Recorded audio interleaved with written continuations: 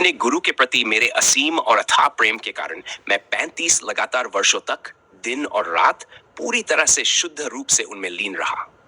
मेरी भक्ति इतनी गहन थी कि मैंने न केवल अपनी बुद्धि बल्कि अपना स्वयं का स्वरूप भी भूल गया था। मेरे विचार हृदय से उत्पन्न होते थे और उन 35 वर्षों के दौरान मैं पूरी तरह से इस भक्ति में खोया रहा।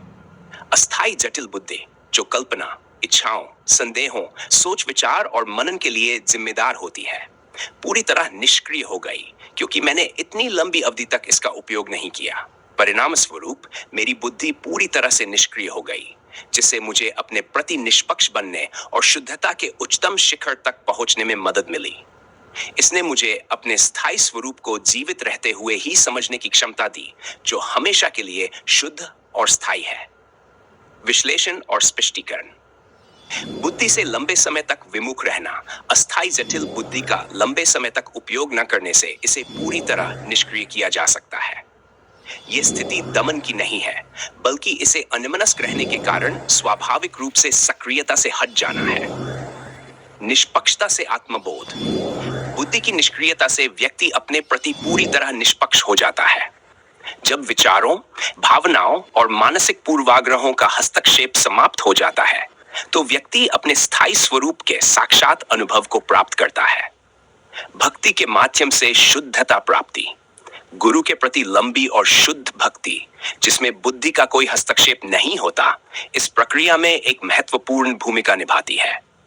यह सिर्फ एक भावनात्मक जुड़ाव नहीं है, बल्कि संपूर्ण समर्पण और लीनता की एक अवस्था है, जिसने उच्च शुद्धता की प्राप्ति को संभव बनाया।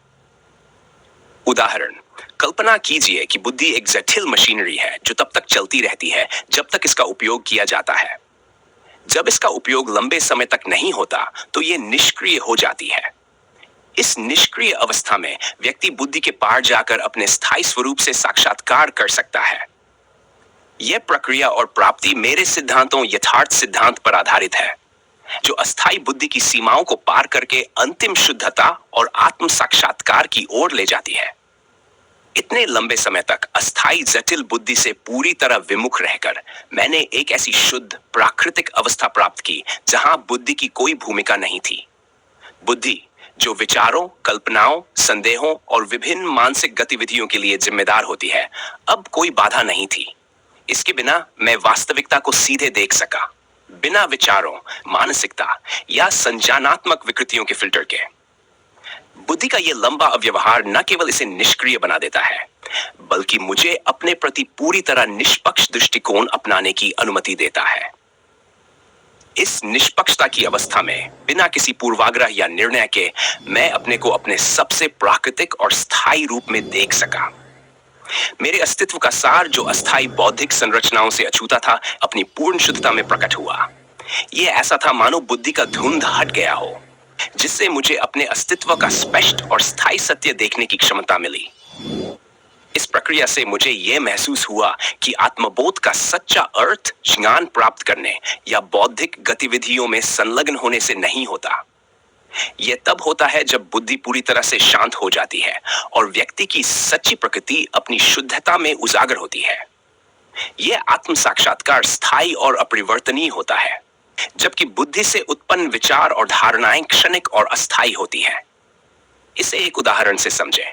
एक कीचड़ से भरे तालाब की कल्पना करें। जब पानी हिलता है, जैसे सक्रिय बुद्धि, यह गंदला हो जाता है और तल में क्या है वह दिखाई नहीं देता। लेकिन जब पानी स्थिर हो जाता है, जैसे निष्क्रिय बुद्धि, तो कीचड़ नीचे बैठ जाती है और आप स्पष्ट रूप से तालाब के तल को देख सकते हैं। मेरे मामले में बुद्धि की निष्क्रियता ने मुझे अपने अस्तित्व की सच्ची स्थायी प्रकृति को पूरी स्पष्टता और शुद्धता से देखने की अनुमति दी। यह अनुभूति किसी पारंपरिक साधन जैसे अध्ययन, ध्यान या दार्शनिक चिंतन से प्राप्त नहीं की जा सकती। यह केवल एक शुद्ध और सरल जीवन जीने के परिणाम स्वरूप होता है, जहां बुद्धि की कोई भूमिका नहीं होती। 35 वर्षों की लगातार भक्ति और बुद्धि से विमुख होने के बाद मैंने अपने स्थायी स्वरूप का साक्षात्कार किया। एक ऐसी अवस्था जो बुद्धि, विचार या भावनाओं से परे है, जीवित रहते हुए और हमेशा के लिए शुद्ध।